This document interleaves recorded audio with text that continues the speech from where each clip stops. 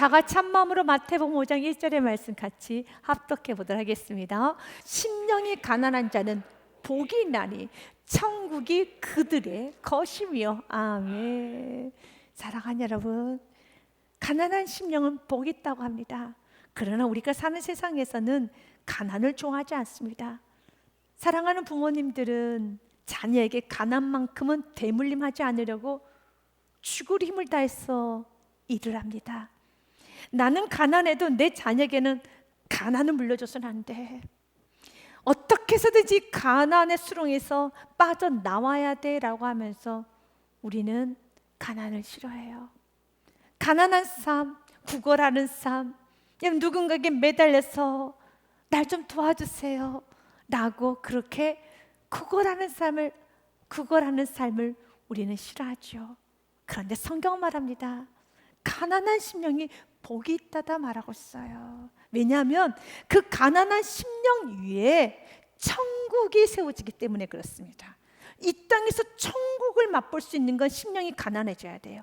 심령이 가난해지지 않으면 천국을 누릴 수가 없습니다. 이 어둡고 이 무섭고 이기적이고 겉과 속이 다르고 어떻게 욕심을 부리며 어떻게 내 것을 가지고 할 수도 있고 속과 겉이 완전히 다르고 사단이 공중권세 잡고 있는 이 세상 속에서 내가 머무는 그곳이 천국이 되기 원한다면, 내가 가는 곳마다 천국을 이뤄내기 원한다면 기억하십시오. 심령이 가난해져야 돼요. 가난한 심령이 되지 않으면 천국을 누릴 수가 없습니다.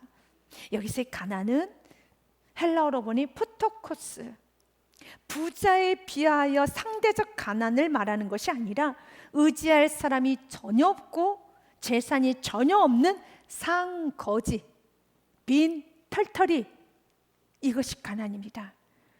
그래서 초대 교부였던 터툴리안은 마태복음 5장 3절의 말씀을 이렇게 해석했습니다. 거지들은 복이 있나니 천국이 그들의 것이며. 거지들이 복이 있다는 겁니다. 상거지, 빈 털털이. 지금 우리의 심령은 어떤 심령인가? 어떤 누군가에게 나에게 이렇게 말합니다. 아니, 하나님을 강력하게 붙드십시오. 죽으름의 힘을 다해서 예배 드리시고 주님 살려주세요, 주님 살려주세요, 그렇게 매달려야 되지 않겠습니까? 라고 말할 때 그 말이 좀 불편하게 들린다면, 죽을 힘을 다해서 예배 드리시라고, 날 살려달라고, 주님 살려주세요, 주님 살려주세요 라고 그렇게 주님께 매달리라는 그 말이 좀 나에게 불편하게 느껴진다면 지금 나의 마음은 가난하지 않기 때문에 그렇습니다.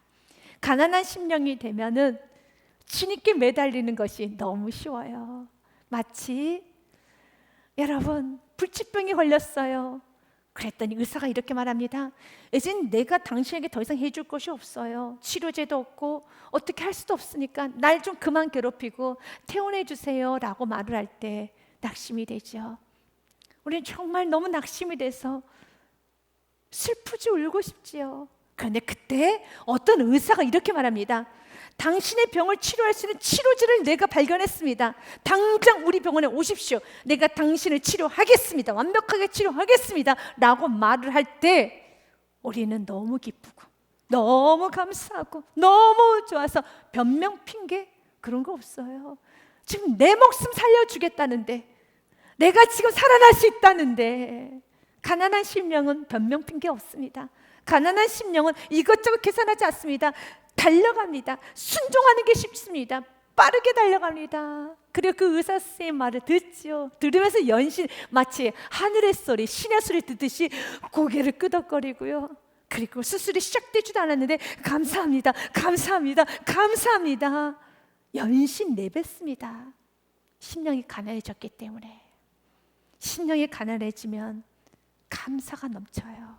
심령이 가난해지면 순종하는 게 너무 쉬워요. 그리고 말씀 그대로 심령이 가난해지면 축복을 받습니다.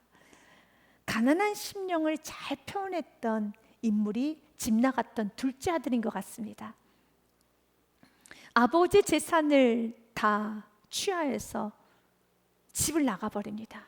먼 나라로 가서 허랑방탕하게 모든 물질을 다 써버리고 이젠 그는 돼지 치는 일을 합니다.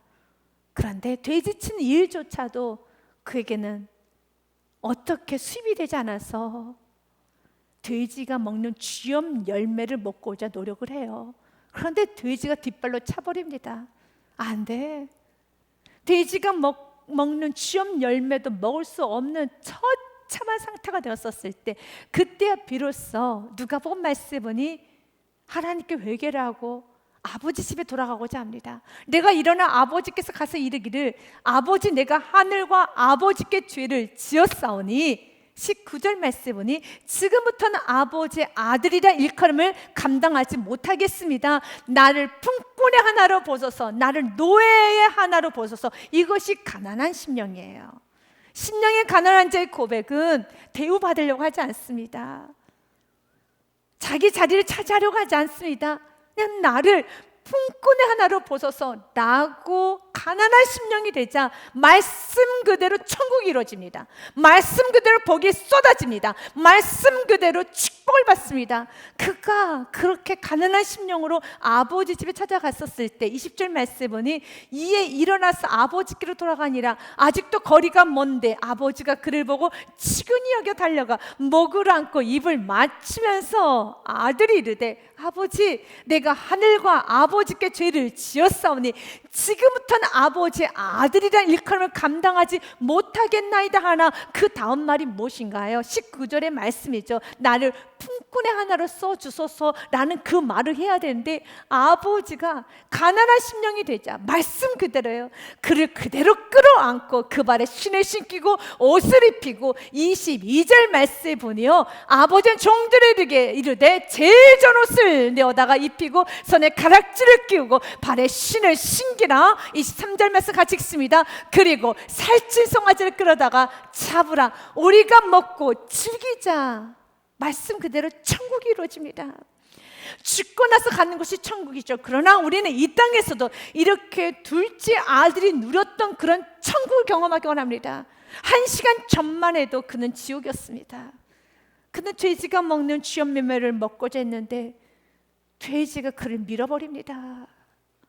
먹을 수가 없습니다. 이것이 지옥이 아니고 무엇이겠습니까? 처참함이죠. 비참함이죠. 그런데 그의 인생이 완전히 바뀌었습니다. 먹을 것이 풍족합니다. 여러분, 옷을 입고 있습니다. 가락지가 껴집니다. 가장 중요한 건 아버지가 아들을 끌어안고 사랑한다 내 아들아, 사랑한다 내 아들아. 천국이죠. 주는 우리가 이렇게 천국을 누리기 원합니다. 그 시작점은 가난한 심령입니다. 하나님께서는 자꾸 심령을 가난하게 하도록, 하나님은 참 많은 방법으로 우리 심령을 만드십니다. 다윗도 그리하였어요. 하나님께서는 다윗을 쓰시고자 하셨을 때 다윗을 낮췄습니다. 여러분, 오늘 하루 잘 곳이 없을 정도로 하나님께서 낮추셨어요. 내가 오늘 잘 것도 없고 먹을 것도 없고 미친 행동을 해야 하지만 살아남을 수 있고, 가족도 버려지고, 여러분, 이웃도 없고 처절할 정도로 외롭고 가난하게 만드셨습니다. 다윗은 그래서 고백합니다. 여호와가 나의 목자십니다. 그리할 땐 친히 주님께서 돌봐주셨죠. 그러나 연단을 받는다고 해서 모두 다 가난한 심령이 되는 건 아니에요. 다윗 모세하고 비교도 되지 않을 만큼 무서운 연단, 그래서 그걸 연단이라고 하지 않고 재앙이라고 하죠. 무서운 재앙을 받았던 인물이 바로입니다. 바로는 10가지 재앙을 받았어요. 그런데 바울은 꺾여지지가 않아요. 심령이 가난해지지가 않습니다. 여러분, 바로가 받았던 재앙이 어떤 재앙입니까? 나일강이 변하여 물이 변하여서 피가 됩니다. 또한 온 세상에 개구리가 가득해서 포켓에도 개구리가 튀어나옵니다. 옷 속에서도 개구리가 나옵니다. 이가 온 세상을 새까맣게 뒤덮어버렸습니다. 살 수 있을까요? 그런데 여기서 살아남은 게 바로입니다. 여기서도 살아남을 수 있는 게 인간이라는 거예요. 인간은 결코 가난한 심령은 환경이 눌러진다고 되는 건 아닙니다. 이건 은혜입니다. 여러분, 파리가 온 세상을 뒤덮었어요. 파리가 어디서 생겨나는 겁니까? 구더기에서 생겨나죠. 구더기가 있다는 건 다 썩었다는 겁니다. 모든 게 다 썩었어요. 그래서 파리가 전체를 다 덮어요. 전염병이 있습니다. 악성 종기가 있습니다. 우박이 떨어집니다. 메뚜기띠가 다 모든 걸 갉아먹어서 하나도 없습니다. 흑암이 가득합니다. 여러분, 첫째가 된 동물, 아들, 딸들 다 죽어나갑니다. 그래서 시체 냄새가 곳곳에 코를 찌르고 시체를 처리할 수도 없어요.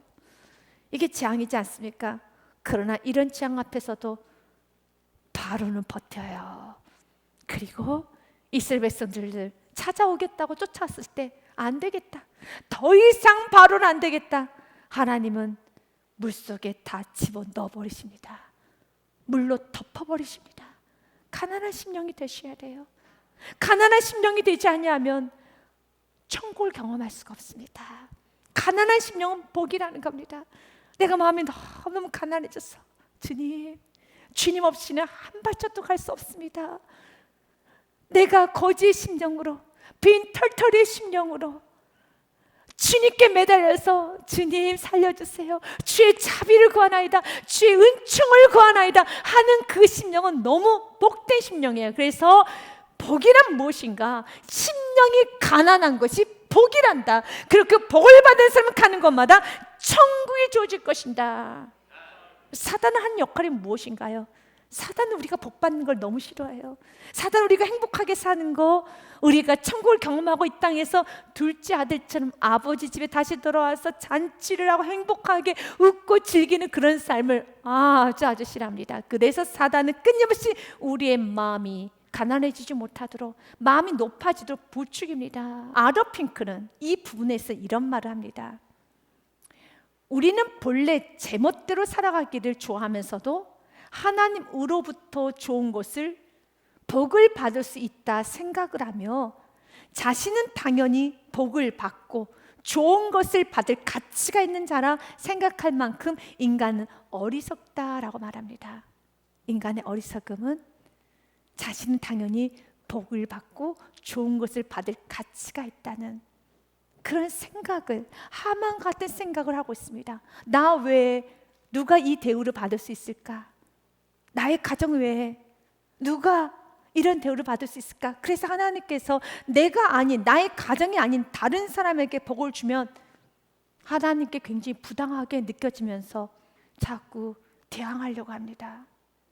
사랑하는 여러분, 이건 가난한 심령이 아닙니다. 그래서 오늘 여러분의 심령이 지금 내가 가난한 심령인가, 그렇지 못한 심령인가를 한번 점검해 보셔야 됩니다. 세 가지를 통해서 점검해 보십시오. 첫 번째로는 내 마음이 비워져 있는가? 비워져 있으면 하나님 말씀을 잘 받아들입니다. 하나님 말씀이 그대로 임하게 되어 있어요. 그런데 내 안에 무언가가 채워져 있으면은, 내 안에 생각이, 고집이, 세상 정욕이, 욕심이, 이기심이, 교만이, 여러 가지 세상적인 불순물들이 가득가득 채워져 있으면 하나님의 말씀이 들어가지 못하고 흘러 넘쳐버립니다. 히브리서 말씀에 보면 2장 말씀에 이렇게 되어 있습니다. 그러므로 우리는 들은 것에 더욱 유념함으로 우리가 흘러 떠내려가지 않도록 함이 마땅하니라. 어떨 때 흐른가요? 내 안에 가득 차 있으면 흘러가 버리죠.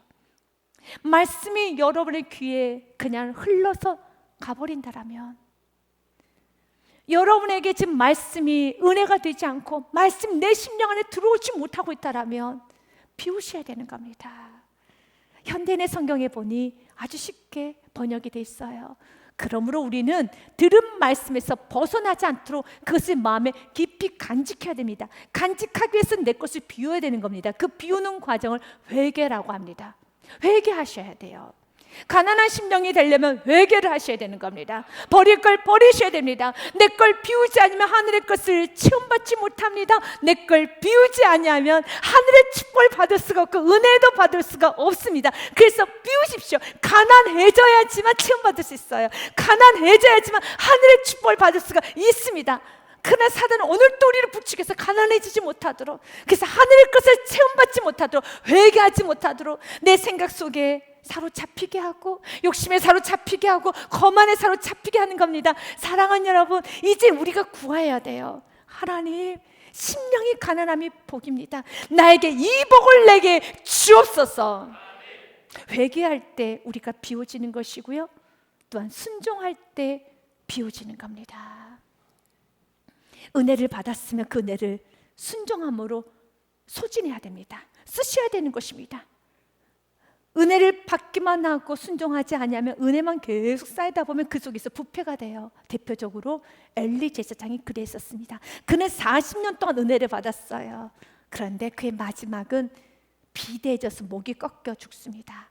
사무엘상 4장 18절 말씀 보니 하나님의 괴를 말할 때 엘리가 자기 의자에서 뒤로 넘어져 문 곁에서 목이 부러져 죽었으니 나이가 많고 비대한 까닭이라 그가 이스라엘 사사가 된 지 40년이었더라 되었습니다. 여기서 비대하다는 것은 단순히 좀 살이 쪘다라는 그런 육적인 의미가 있는 것이 아니라 영적 비대함. 왜 우리가 비대해집니까? 운동하지 않아서 그렇죠. 움직이지 않아서 그렇죠. 맞습니다. 엘리 제사장 움직이지를 않습니다. 아들들의 문제 앞에서 고민만 합니다. 근심만 합니다. 어떤 아들들이 언약궤를 가지고 나가자 할 때 고민만 합니다. 저거 안 되는데, 저걸 가지고 나가면 안 되는데. 그런데 이제 언약궤가 블레셋에 의해서 빼앗겼습니다. 그 소식을 듣고 놀라서 목이 부러졌는데, 죽었는데 성경은 이렇게 말합니다. 그가 비대한 까닭이라. 움직이지 않았다는 거죠. 영적으로 둔해졌다는 거죠. 40년간 은혜를 받았어요. 우리가 은혜 받는 것도 중요하지만 그 은혜를 받았으면 쓰셔야 됩니다. 비우셔야 되는 겁니다. 순종하러 비우셔서 영적으로 슬림해 주셔야 되는 것입니다. 은혜만 받지 마십시오. 비우셔야 되는 겁니다. 비대해지면 안 되는 것입니다.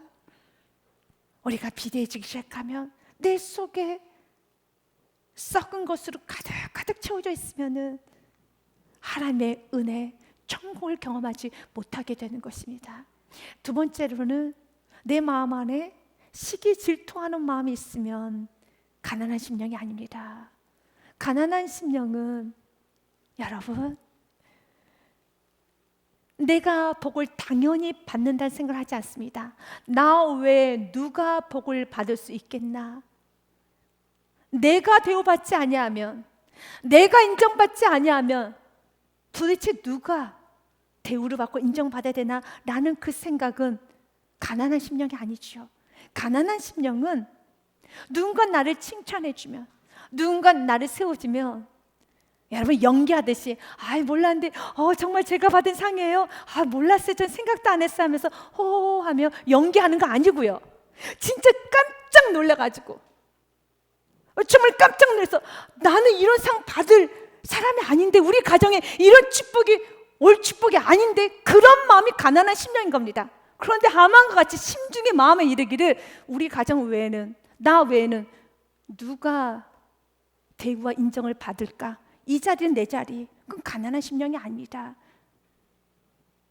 우리 가난한 심령이 돼서 정말로 이 복이 나의 것이라고 생각하지 않는, 이 복이 마치 당연히 내가 받아야 되는 복이라고 생각하지 않는 심령, 가난한 심령이고, 그 가난한 심령이 가는 것마다 이미 마음 안에는 천국이 있어요. 그러나 반대로 심령이 가난해지지 아니하고 나는 당연히 받아야겠다는 생각을 하게 되면 마음 가운데 저 사람이 받으면 정죄를 하지요. 계산을 하지요. 따지지요. 누구하고요? 나와 그 사람을 비교하면서 따지기 시작하죠. 그 순간에 천국은 없어져요. 천국은 따지는 곳이 아니에요. 천국은 사랑하는 곳입니다. 천국은 세워주기를 기뻐하는 곳입니다. 천국은 섬기는 곳입니다. 천국은 오직 은혜만을 자랑하는 곳입니다. 주님께서 우리의 심령이 가난해지기 원합니다. 시기 질투하는 마음이 사라지기 원합니다. 야고보서 말씀에 보면 시기 질투하는 것은 가는 곳마다 혼란과 모든 악한 일이 있음이라 됐습니다. 시기와 다툼이 있는 곳에는 혼란과 모든 악한 일이 있습니다. 유진 피터슨이 쓴 메시지 성경에도 좀 쉽게 번역이 되어 있습니다. 여러분이 다른 사람보다 더 낫게 보이려고 하거나 다른 사람을 이기려고 할 때마다 일은 엉망이 되고 서로 멱살을 잡는 것으로 끝나고 말 것입니다. 맞습니다. 그것은 천국이 아니죠. 세 번째로, 내 안에 가난한 심령이 여러분 있다라는 것은 감사하는 마음입니다. 감사가 넘쳐요. 아무것도 없는데 여러분, 내 마음이 너무너무 가난해졌습니다. 그런데 오늘 하루 하나님께서는 새날을 열어주셨어요. 오늘 나에게 하루를 허락하셨고, 오늘 내가 찬양할 수 있고 예배할 수 있고 내가 오늘 호흡을 할 수 있는 거, 가난한 심령이 되면 될수록 감사는 넘쳐요. 그리고 그것은 천국을 경험하게 되죠. 마치 아주 어린 우리 신생아들에게 우리 어머니 아버지가 이렇게 합니다. 까꿍이라고 하면 아이가 그냥 까르르 웃으면서 손짓 발짓을 하면서 좋은 걸 다 표현합니다. 까꿍 한마디에 손짓 발짓하면서 막 좋아서 온 몸을 바르르 떱니다. 그런데 거기에다가 아주 조그만 사탕을 입에다가 살짝 물어주면은요, 입맛을 다시면서 더 달라고 입을 그냥 오물오물하면서 온 몸짓을 다 하면서 맛있다 맛있다, 감사하다 감사하다, 더 주세요 더 주세요. 그냥 천국이 따로 없어요. 그 모습을 보면 너무 사랑스럽죠. 너무 아름답죠. 지금 우리 모습은 어떻습니까? 까꿍하면은요 쳐다도 안 봅니다. 사탕 던져버립니다. 하나님께서 아무리 우리에게 와서 까꿍까꿍을 해도요, 하나님께서 이렇게 복을 주시고 이렇게 대우를 해주셔도요, 우리 안에 가난한 심령이 안 되고 너무 계산이 많고 너무 가진 게 많아서 뒤도 안 쳐다봅니다. 그 모습은 천국과 같은 모습이 아니에요. 사랑스러운 모습이 아닙니다. 주님, 우리가 가난한 심령이 얼마나 복인 걸 알고 그하기 원합니다. 그래서 주님의 한마디 말에 온몸이 바들었다면서 온갖 몸짓 발짓을 해가면서 너무너무 좋아가지고 막 떠주세요 너무너무 좋아가지고 그런 모습을 하며, 그런 모습을 주님 우리를 통해서 보고 계실 때, 야, 이렇게 가난한 심령이니 하늘의 것을 날마다 체험받는 거예요. 올 한해 우리는 고백해야 됩니다. 주님, 나는 주님 없이는 아무것도 할 수 없습니다. 그를 위해서 이스라엘 백성들이 경고했던 것처럼 우리에게도 경고합니다. 너희가 애굽 땅 종되었던 것을 잊지 말아라. 너는 조심하여 너를 애굽 땅 종되었던 집에서 인도해내신 여호와를 잊지 말고 내 하나님 여호와를 경외하며 그를 섬기며 그의 이름으로 맹세할 것이니라. 아멘. 애굽 땅 종되었던 걸 기억해라.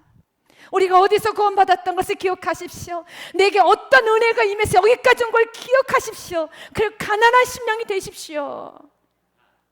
그런데 언제 가난한 심령이 되지 않고 좀 하나님 기뻐하지 않는 여러분 지저분한 심령이 되는 줄 아십니까?